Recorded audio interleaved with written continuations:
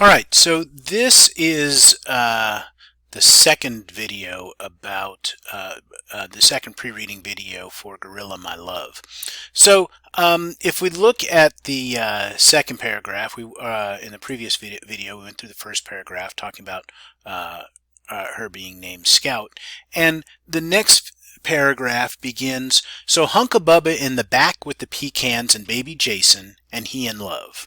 Right? Again, it's a very strange sentence in some ways. It seems rather confusing, but we said Hunka Bubba is her uncle in the back with the pecans, so you can have to kind of figure out, oh, they're in the car, the pecans are in the back of the car, baby Jason, her brother, is also back there, her little brother, because he's named Baby Jason, right?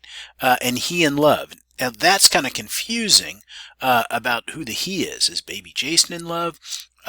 We'll figure out that it is later on. We'll figure out that it's actually Hunka Bubba, the one who's all in love. But that does get a little bit confusing. One of the things to keep in mind about this is that the language is telling us something about the character. Sometimes it might get confusing to us to the way this character talks, but again, not just because she's a child, but also because of where she's from.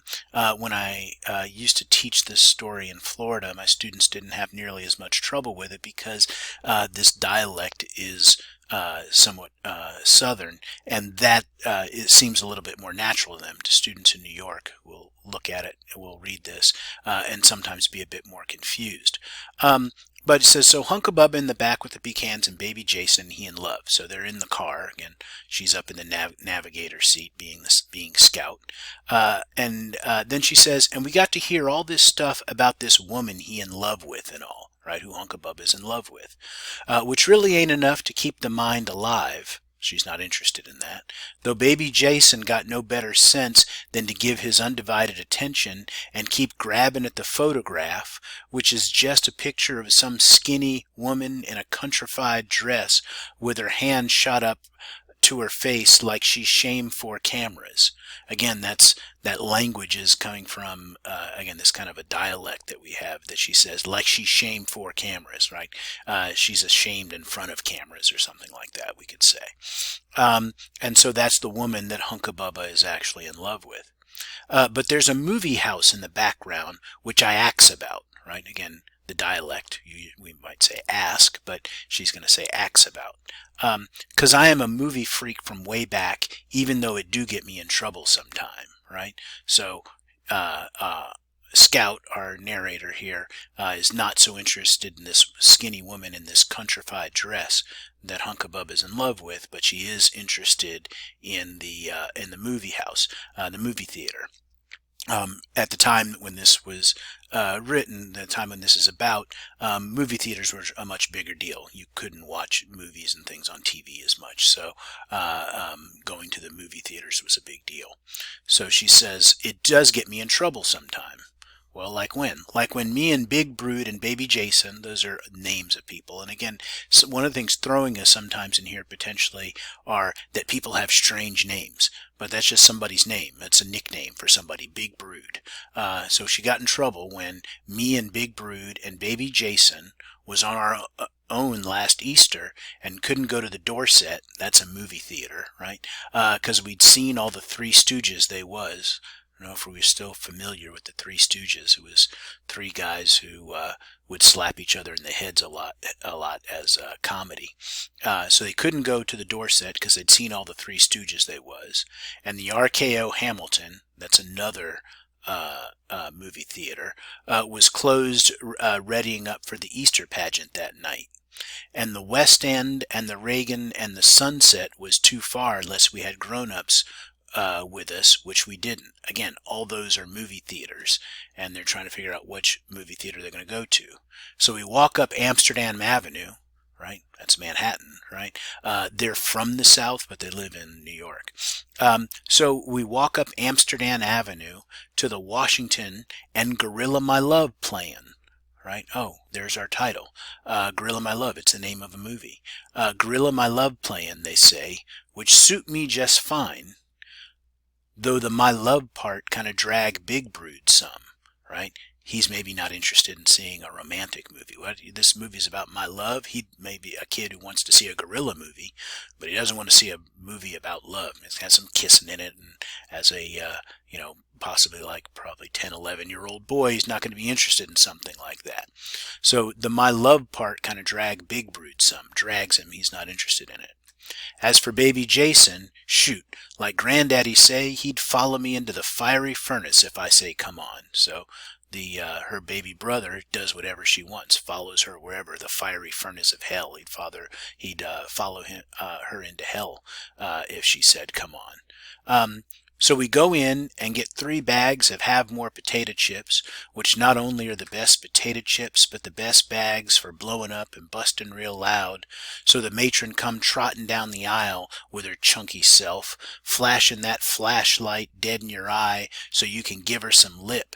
And if she answer back and you already finished seeing the show anyway, why then you just turn the place out, which I love to do, no lie.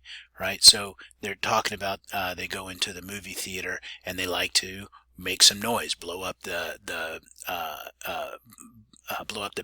empty bags of potato chips, and then the matron, kind of the woman who's in charge of the movie theater, is going to come through with a flashlight and tell them to stop.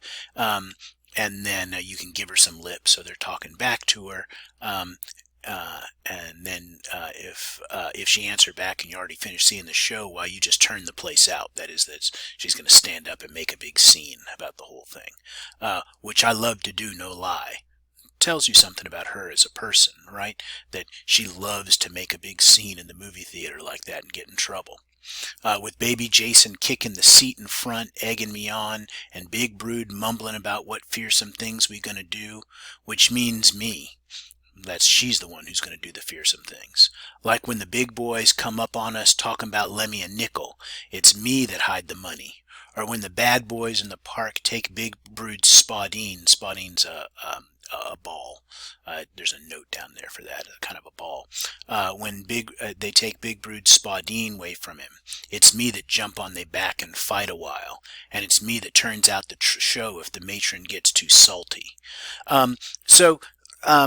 Again, we've kind of skipped, we kind of bounced around a little bit, and so sometimes that gets a little bit confusing. So remember, we started out in the car with Hunka Bubba, right? That was the year that Hunka Bubba changed his name.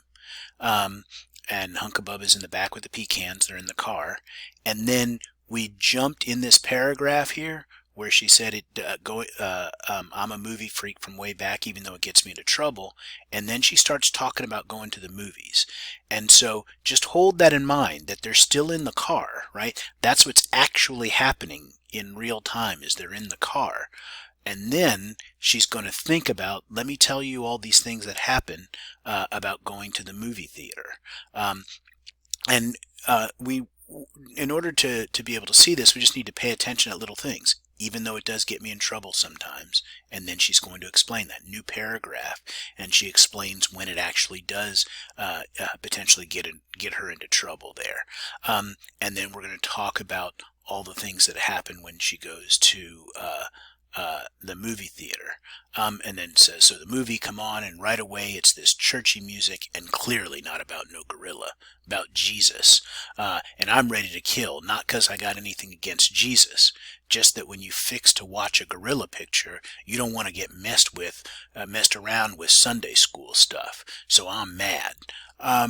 And I'm going to stop right there, but just gives you a sense about what's going on with her, right? That she's somebody who's going to be rather mad if somebody is going to be doing something that she doesn't expect.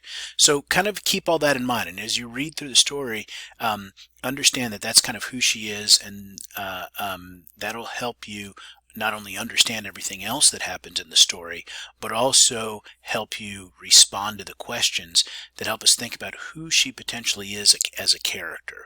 What do we understand about her as a character? So again, after watching these videos, you can go ahead and read it and respond to the questions. And as always, if you have any questions, make sure to email me.